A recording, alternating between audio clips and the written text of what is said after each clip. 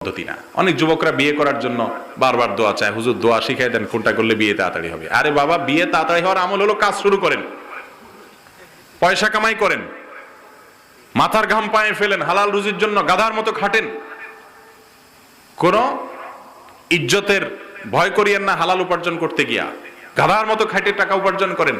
যখন আপনি পকেট ভর্তি টাকা নিয়ে আসবেন বাড়িতে, তখন বাপ মারে বিয়ের কথা আর বলার লাগবে না, বোঝা লাগবে না, এমনি দিব। মেয়ের বাপদের ঠেলা চোটে বিয়ে দিতে বাধ্য হবে, ঠিক না বেঠিক? এর পাশাপাশি মা বাবার জন্য যেটা বলা দরকার সেটা তো সবসময় বলি আমি। আর উপার্জনের জন্য আমল হলো, আল্লাহ বলেছেন ফাইদা কুদিয়াতিস সালাহ ফান্তাশিরু ফিল আরদ, নামাজ শেষ হয়ে গেছে, মসজিদ থেকে বের হয়ে যাও, বের হয়ে যাও। ওয়াবতাগু মিন ফাদলিল্লাহ, এবং পৃথিবীতে আল্লাহর রিজিক পড়ে আছে, উপার্জন করো, পরিশ্রম করো। এখন শুধু যুবকরা চাকরি খোঁজে।